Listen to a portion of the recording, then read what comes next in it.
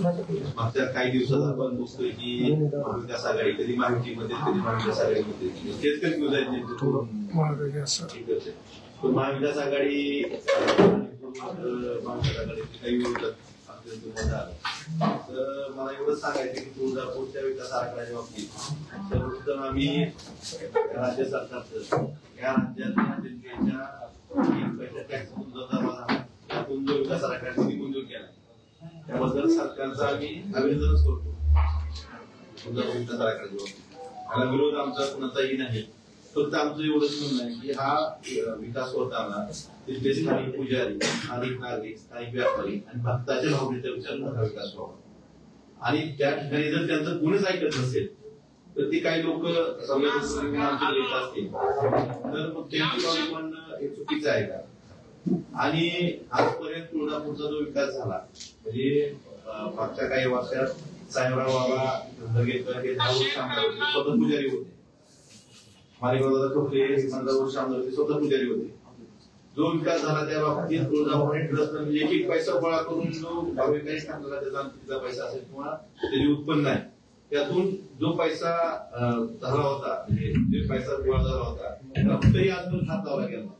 तो पैसा तसाच तुळजापूरसाठी मंदिरासाठी ठेवला होता.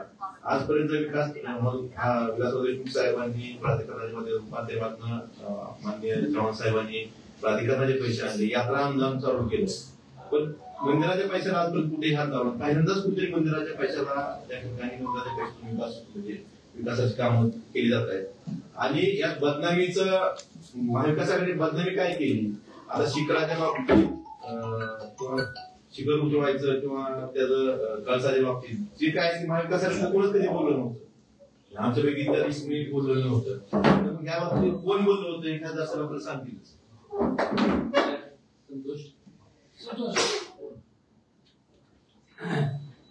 त्यांनी एक बैठक लावली आता उद्या आशिष शेलार साहेबांना पत्र आहे तुम्हाला प्रेस नोट दिली होती की तुळजापूरच्या बदनामीचं षडयंत्र तातडीने बैठक घेण्याची संस्कृती मंत्री नांदी श्री आशिष शेलार यांच्याकडे मागणी. त्याच्यात त्यांनी सगळं लिहिलंय की ते कशामुळे पण षडयंत्र वगैरे काय बदनामी पहिली तिथं जर आवडत आले तरी काय बोलले म्हणून बदनामी वगैरे षडयंत्र वगैरे असं. आता त्या षडयंत्राच्या बाबतीत स्वतः राणा पाटील विधानसभेचं अधिवेशन चालू असताना त्यांनी बोललेली एक हे आहे. काम जे आहे ते आपण घेतलेलं आहे. गेल्या 6 महिन्यापूर्वी काम सुरू झालेलं आहे आणि मंदिराचं काम करत असताना आपल्याला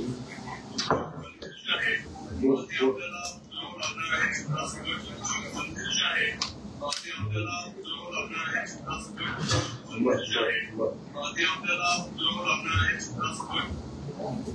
3 दगा घेतलं कारण त्यांनी येऊन विधान भवनाच्या समोरच्या मीडियामध्ये सांगितलं की जीर्णोद्धाराचं काम हाती घेतलंय हे संपूर्ण मंदिर जे आहे आपल्याला उतरावं लागणार आहे. कशासहित?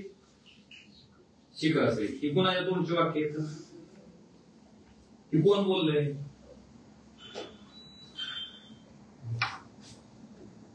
आता ही ती स्वतःच बोलली असते आणि ही बोलणारी ती स्वतःच आणि ही बोलल्यामुळे षडयंत्र होतोय म्हणून बैठकीची मागणारे कोण, मागणी करणारे कोण? ती स्वतःच. नेमकं काय प्रकार आहे? कुठली पद्धत कुठली आहे सांगा तुम्ही. मंदिर आपल्याला सगळ्या अंडर आहे आणि आपल्याला आमचा विषय राणा पाटील जी म्हणले मी षडयंत्र आहे आणि षडयंत्र आहे म्हणल्याच्या नंतर पहिल्यांदा म्हणले की ही महायुतीचं षडयंत्र आहे, पुन्हा म्हणले महाविकास आघाडीचं षडयंत्र आहे. मला तुम्हाला फक्त एवढंच दाखवून द्यायचंय की ही ती स्वतःच बोललेली आहे. मग ह्याच्यामुळे जर षडयंत्र असेल आणि ह्याच्यावर जर बैठक लावायची असेल आणि ती बैठकीची गंमत सुद्धा बघा, ही 14 तारखेला पहिलं पत्र निघालं. त्याच्यात फक्त राणा पाटलाचं नाव, बाकीचे सचिव, कुणाला की दुसरं पत्र. त्याची बातमी झाली काय तुमच्या त्या वृत्तचलनाने बातमी केली. बातमी केल्याच्या नंतर पालकमंत्र्यांचं आणि माझं नाव आलं त्याच्यात आणि परत ती बातमी झाल्याच्या नंतर परत अजून लगेच संध्याकाळी परत आमची नाव गायब.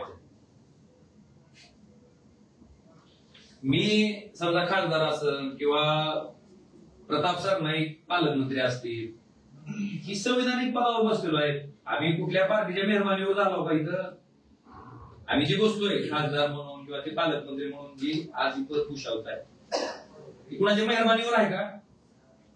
ही संविधानिक पद आहे, लोकशाहीनं तयार केलेलं पद आहे. त्याच्यात जर तुम्ही अशा पद्धतीनं तीनदा नावं एकदा टाकायचं नाही, परत टाकायचं, ही कुठली पद्धत आहे? आणि ठीक आहे, ही बैठकच त्यासाठी आहे म्हणलं, ती जाऊ दे म्हणून. आता आमची सन्माननीय आशिष शेलारजींना विनंती आहे की तिथं मुंबईला बैठक घेण्यापेक्षा आणि त्यांच्याच मर्जीची लोक तिथं बोलवून त्याच्यात चर्चा करण्यापेक्षा आमचा कुठल्याही विकास कामाला, कुठल्याही विकास आराखड्याला विरोध नाही, पण इथल्या लोकांचं जिथं जळतंय त्याच्यामुळे त्यांचं म्हणणं ऐकून घ्यावं, ही जी भावना इथल्या लोकांची, तिथल्या पुजाऱ्याची, तिथल्या लोकांची, व्यापाऱ्यांची, भक्तांची, या सगळ्याचं म्हणणं तुम्ही इथं या, जनसुनावणी घ्या. त्या जनसुनावणीला आम्हाला बोलायचं नसतं तर नका बोलू, पण इथं येऊन त्या सामान्य माणसाचं म्हणणं ऐका आणि मग तुम्हाला जो वाटतोय तो निर्णय घ्या. आमचं त्याच्याबद्दल कुठलंही दुमत नाही किंवा वेगळं मत नाही. लोकांचा विषय नाहीये, नाही, ही टेक्निकल विषय आहे. अहो टेक्निकल काय षडयंत्र कसं काय झालं सांगा की मग. मंदिर उतरवायचं षडयंत्र टेक्निकल आहे का?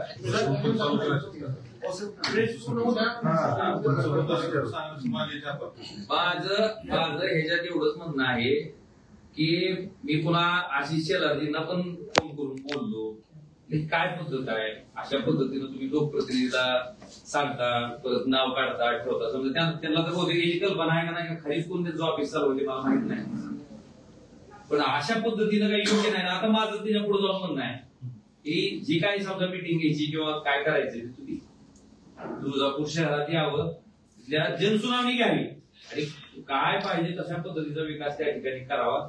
आमची एवढीच प्रामाणिक आणि कळकळीची विनंती. आणि सगळ्यात महत्वाचं, आई तुळजाभवानीचं जे तीर्थक्षेत्र आहे ते फक्त कुठल्या एका दुसऱ्याची किंवा एकट्या दुसऱ्याची संपत्ती नाही, ती पूर्ण महाराष्ट्राचं 3.5 शक्तीपीठापैकी एक शक्तीपीठ आहे, आपल्या आदराचं स्थान आहे.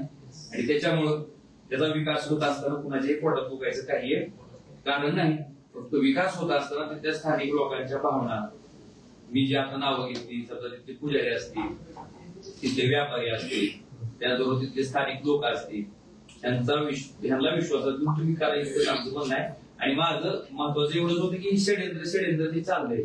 मला काय म्हणायचंय, तुम्ही यांना म्हणता महायुतीनं पाय घातला, पुन्हा म्हणता महाविकास आघाडीनं घातला, पुन्हा तुम्ही स्टेटमेंट करता कळस उतरवायचं, पुन्हा तुम्हीच पत्र देता की असं स्टेटमेंट केल्यामुळे षडयंत्र होते. नेमकं खरं कोणचं? नेमकं तुमची बुद्धी तर तपासायला पाठवली तरी नेमकं मेंदूत काय चाललंय की कळत नाही. झाला इतकाच विषय.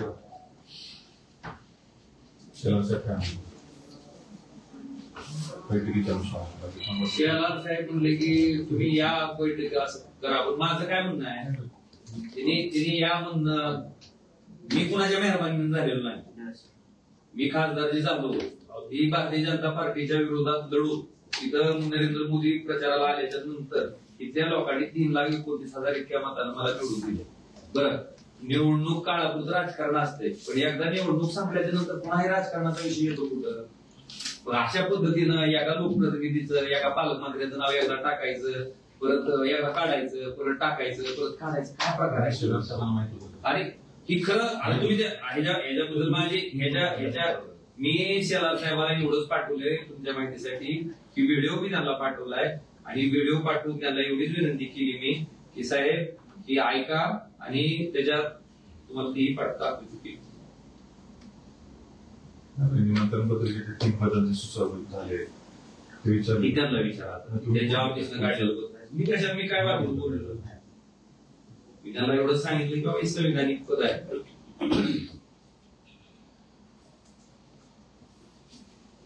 पण त्या मला काय म्हणायचं, बैठक लावली कशासाठी? हा षडयंत्र. आता षडयंत्र करतोय कोण? मी शेलार साहेबांनी पाठवली, ही व्हिडिओ पाठवलाय, तिची व्हिडिओ मग आपण बघितलं.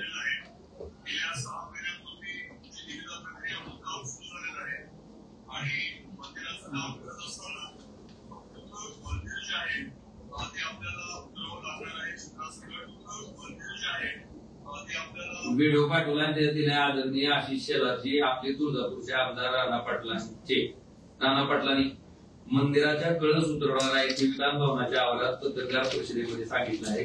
षडयंत्र नक्की कोण करते याचा आपण नक्की विचार करावा. एवढी नक्की त्याला लोकशाही मार्गानं केली. आता बघितल्यावर रिप्लाय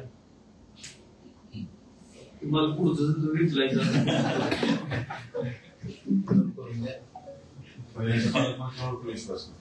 तुम्ही आता ही त्यांच्या सरकारमध्ये काय चाललंय आम्ही कसं बोलायचं. आम्हाला जी आम्हाला दिसतंय आम्ही बोल. पालकमंत्र्यांच्या बैठकीत असं त्या दिवशी आक्षेपांची सुनावणीच घेतली पालकमंत्र्यांनी सांगितलं या संदर्भात त्या बैठकीला मीही उपस्थित होतो. त्याच्या बाबतीत सुद्धा पालकमंत्री महोदयांनी अगदी जिल्हाधिकारी साहेबांकडे हात करून विचारलं किंवा याचा अध्यक्ष कोण आहे आणि जिल्हाधिकारी महोदयांनी त्या ठिकाणी सांगितले की सर आपण पालकमंत्री महोदय आपण आहात. 2 मठांना स्वतः निमंत्रण 4 मठ. म्हणूनच मी केली की आता एवढ्या त्यांच्या लोकांना कसं आहे समजा ही करायच्या ही जी काय खर्च करणार आहेत किंवा देवस्थानच्यासाठी जी काय पैसे दिलेत ही टॅक्स पेअर जे आहे सर्वसामान्य माणूस बिस्किटचा पुडा काढायचा डबडं जरी खरेदी केलं तर त्याला टॅक्स भरावा लागतो जीएसटीचा. त्या टॅक्सच्या पैशातून आलेला जनतेचा पैसा आहे आणि हा पैसा खर्च करत असताना जणू की आपल्याच बापजातीची प्रॉपर्टी आपण विकून त्या ठिकाणी काहीतरी करतोय अशा थाटामाटात जर कोण वावरत असेल तर मला वाटतं त्याही गोष्टीला आळं घालणं कुठंतरी गरजेचं आहे. आणि तो खर्च होणारा पैसा हा लोकांच्या सहमतीनं लोकांच्या विकासासाठी लोकांच्या संपन्नतेसाठी आणि मंदिराचं सौंदर्य आहे चांगल्या पद्धतीनं पुरातन वस्तूला कुठेही हात न लावता ते अबाधित राहावं त्या पद्धतीचं काम होणं इतकंच अपेक्षित आहे.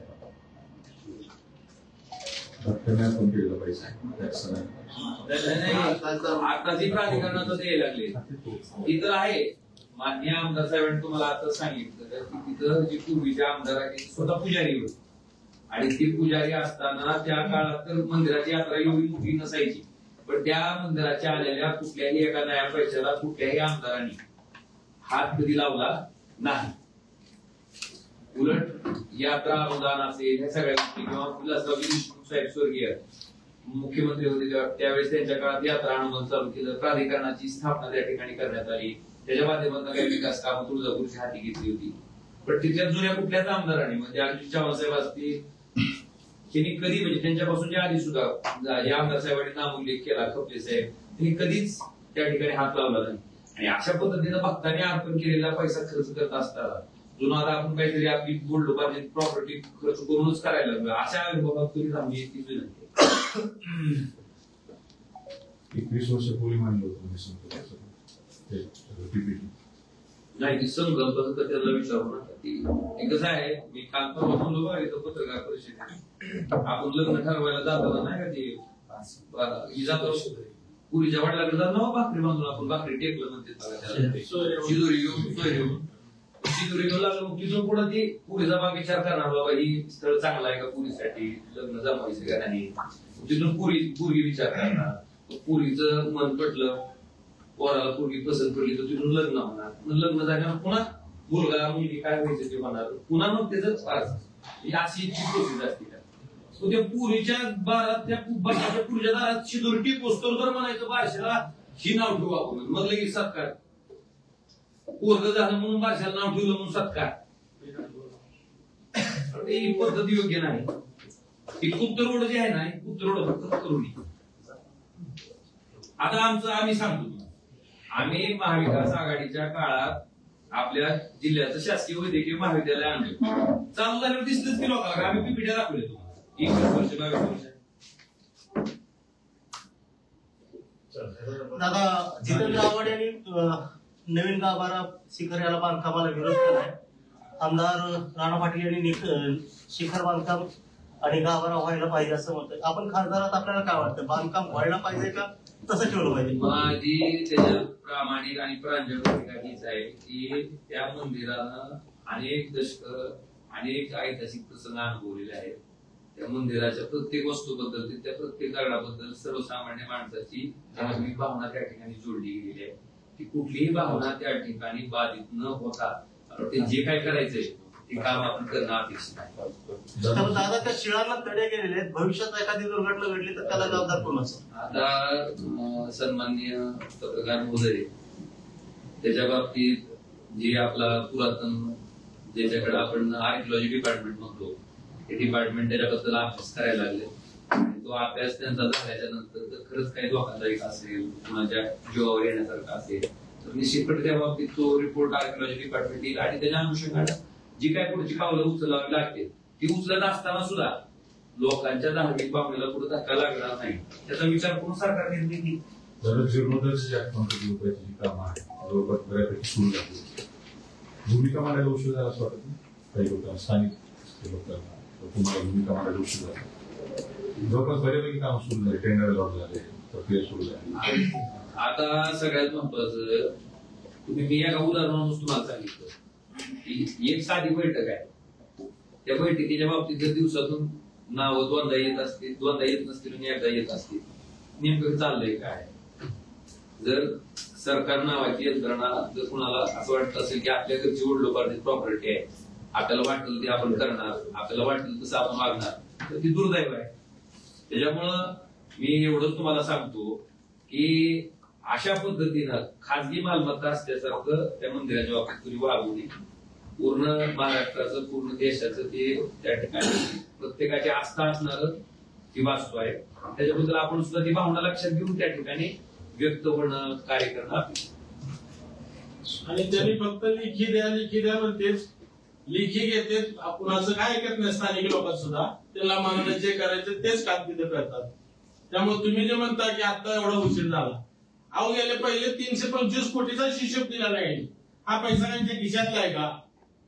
आज त्या 325 कोटी भरपूर रक्कम राहिली. आमचा पावणारा गणपती ते आपला नारळ हा रोड यांना 15 वर्षात करणं झाला नाही. विशेष म्हणजे 6 वर्ष आमदार आहे तिथं. आणि तो एवढा महत्वाचा रस्ता आहे, तो समांतर रस्ता आहे. काल तर एवढी गावात गर्दी झाली होती, त्या रस्त्याचा एवढा उपयोग आहे, त्याचे पैसे शिल्लक आहेत प्राधिकरणात, पण त्या रस्त्याला आज 6 वर्ष झाले त्यांनी विचारलं सुद्धा नाही. आणि ज्याचा 1 रुपया अजून आला ना त्याच्यावरच त्यांचं सत्कार समारंभ चालू. अहो 1990 हे महाद्वार बांधले दोन्ही व्यवस्थित, अर्ध्याच्या वरचे जे आहे 35 वर्ष झाले. हा का खाजगी पैसा आहे का? तुम्ही उठले की लगेच हे महाद्वार पाडायचे, नवीन एक 3 महाद्वार बांधायचे, म्हणजे ह्याला कोण विचारणार आहे का नाही? काय गरज नाही महाद्वार पाडायची. तुम्ही आज बालाजीला आम्ही गेलो होतो त्यांच्यासोबत. मी एक म्हणजे जसं लोकशाहीचे 4 स्तंभ आहेत, समजा आम्ही लोकप्रतिनिधी असतील, इम्प्लिमेंट करणारे अधिकारी, तुमचा पत्रकार आहेत, आपलं न्यायपालिका असेल, आपण प्रत्येकाला स्तंभ होतो. तुमचा एक व्हिडिओ बघितला त्याच्यात ते म्हणले की कार्यक्रम कसा झाला, छान झाला. एक ड्रग्ज माफिया येऊन तिथून त्याच्या हस्ते त्याचा सत्कार होत असेल आणि तिथले स्थानिक प्रतिनिधी कुठलेही लाजलाजा न बाळगता जर तुम्हाला प्रश्न विचारत असतील की कार्यक्रम कसा झाला, मला अपेक्षित एवढंच आहे की आम्ही कोणी जरी असू तर तुम्ही त्यांना एवढं तर विचारणं अपेक्षित होतं. ड्रग्ज माफियाचे असते तर तुम्ही सत्कार करत असताल आणि ड्रग्ज माफियाच्या आरोपात असणाऱ्या माणसाकडनं जर सन्मान करून घेत असताल आणि आम्हाला विचारत असताल की कार्यक्रम कसा झाला, एवढं तरी प्रश्न मला वाटतं एक पत्रकार म्हणून तुम्ही विचारणं अपेक्षित आहे. तुळजाभवानीचा जो प्रसाद आहे, लाडूचा प्रसाद वाटप सुरू एक ठेवलाय. चित्र्यांना मिळाले. धाराशिव जिल्ह्यात खवा क्लस्टर आहे, पेढा चांगला असताना लाडूचा प्रसाद देण्याचं अट्टहास केला गेला आणि लोकप्रतिनिधी त्याला असं विचारलंही नाही. ठीक आहे, मला सांगितलं की ट्रस्ट आहे, विश्वास मंडळ आहे, ते विश्वास मंडळावर आमच्यापैकी पोलीस नाही. विश्वास मंडळात नाही, कमी कमी हा प्रश्न विश्वास मंडळाचा सदस्यांना विचारलाय का? त्याला विचारणं गरजेचं आहे ना. म्हणजे हा निर्णय काय क्लस्टर आहे पूर्ण देशात, आपल्या कुठल्याही भारतातल्या किंवा महाराष्ट्रातल्या मंदिरासमोर आपल्या धाराशिवचा पेढा असतो. कुठल्याही तीर्थस्थळावर जावं, कुठल्याही महाराष्ट्रातल्या कुठल्याही तीर्थक्षेत्रावर गेलं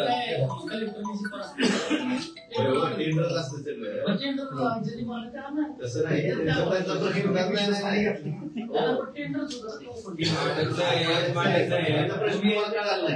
त्यांचा प्रश्न काय आहे, पेढ्याच्या ऐवजी लाडू का मागवला? टेंडर पेढ्याच मागवायचं. पेढ्या सांगायचं मग टेंडर. नाही, पण तिने विचारला होता मध्ये प्रश्न, तर ते टेंडर मध्ये नाही नाही, आम्ही टेंडर न मागवता दिलं नाही असं म्हणणं नाही त्यांचं. तुम्हाला मूळ प्रश्न कळाला नाही. बघ जरी असले तरी त्यांचं म्हणणं आहे की आपल्या जिल्ह्यात जेव्हा मोठा खवाचं उत्पादन होत असताना इथं पेढा आपल्याकडे प्रसिद्ध असताना पेढ्याच्या ऐवजी लाडू का देतात? काय ते बालाजीला जाऊन कोल्हापूरला जाऊन बघून आले, त्यांनी विचारला की ते निर्णय घेतला. नाही नाही हो, हे सगळेच होते त्यांचा प्रश्न कळाला का तरी? लाडूच्या ऐवजी नाही, पेढ्याचा निर्णय काय घेतला नाही हा निर्णय प्रश्न आहे. ते घ्यायला पाहिजे. मग ते दुर्योगी मंदिरात जावा, कुठेही जावं, कुठेही जावा, गुजरातला जावा, तुम्ही कोल्हापूरला जावा. आपल्या भूमचे, आपल्या कुंतलगिरीचे, म्हणजे आपल्या भूमपरांडा वाशी परिसरातली जी खाऊ उत्पादक लोक आहेत तीच पेढ्यात वणीला जावा. वणीला जावा. आता तुमचं ते गुवाहाटीला सुद्धा, गुवाहाटीला मी महाराष्ट्र म्हणलं, गुवाहाटी ऐतिहासिक. मंदिराबाबतचा आता उल्लेख झाला की लेखी तक्रारी देऊनही फक्त लेखी तक्रारी मागितल्या जातात, त्याबद्दल काहीच होत नाही. तर कुठल्या अशा तक्रारी की ते लेखी स्वरूपात दिलेले आहेत पण त्याचे कुठलाच विचार केलेला नाही? मला सगळ्या प्रति दिल्या जातील आपलं. नाही ह्याच्यामध्ये सांगू द्या दादा, कारण ते काय माननीय छत्रपती संभाजीराजे यांनी आपले जे दिल्लीचे माजी आणि ते सध्या रायगड प्राधिकरणावर आहे, त्यांनी रिपोर्ट दिलाय की हे जे हे 4.5 फुटाचे भिंती आहेत, ठीक आहे, 9 इंचाचं नाही किंवा बिहारमध्ये फुलं वाहून गेले त्याची वाहून जाणार 4.5 फुटाच्या भिंती आहेत आणि एक तळा गेला, इकडे एक तळा गेला आणि त्यांनी सांगितले साधं दगडी खांब त्याला लावायचे छोटे, तिथं जागा पण आहे तेवढी उभा करायला. परंतु इथे अधिकारी लोकप्रतिनिधी त्यांना अट्टासच आहे की हे शिखर उतरायचं, हे काढायचं, पुन्हा प्रशस्त करायचं. पण तुम्ही तिथे हेरिटेज तिथलं जे हे आहे जुनं ऐतिहासिक ठेवणार का नाही?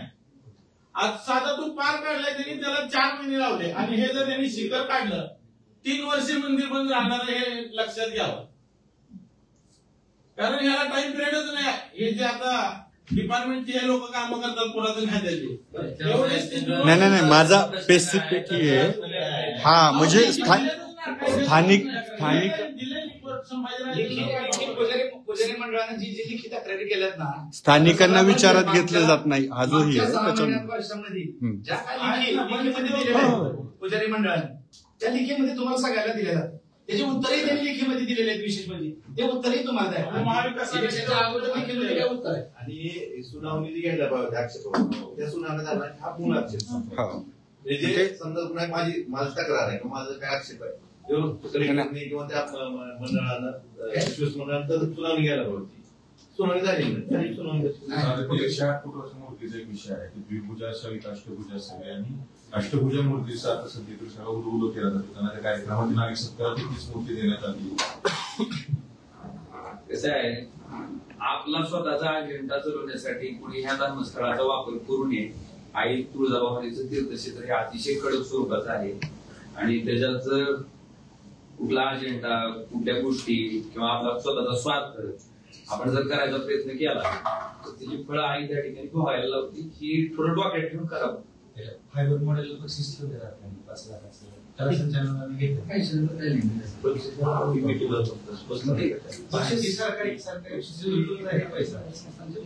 द्विभुजा असावी अष्टभुजा तुमचं वैयक्तिक काय मत? खासदार म्हणून मला असं वाटतंय की त्या ठिकाणी आई तुळजाभवानीच्या मूर्तीची साधर्म्य असणारी मूर्ती तिथं असणं आवश्यक आहे. एवढंच आमचं जे मूळ रूप आहे, आई तुळजाभवानीचं जे मूळ रूप आहे मूर्ती आपण रोज बघतो तशीच मूर्ती.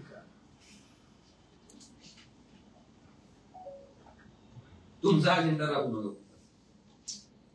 मंदिर शिखर पाडण्याचा अंतिम अहवाल आलाय का? त्यांना इशारा घेतली तेच बोलते पडायचं, आम्ही कुठं बोलले पडायचं. तुम्ही आम्ही जर समजा मी जर एखादी गोष्ट केली ती तुम्हाला दिसते की येण्यासारखं बोलायला तुमचं काम नाही, तू पंजाबलाच का बाबा तुम्ही नाहीच मंदिर जबाबदारी आहे का नाही करायची किंवा ही तूच बोलतो आणि तूच म्हणतो ही षडयंत्र आहे, नेमकं तुझ्या डोक्यावर काय परिणाम झालाय का तर तू नीट आहेस, एवढं तर विचारायचं काम आहे ना.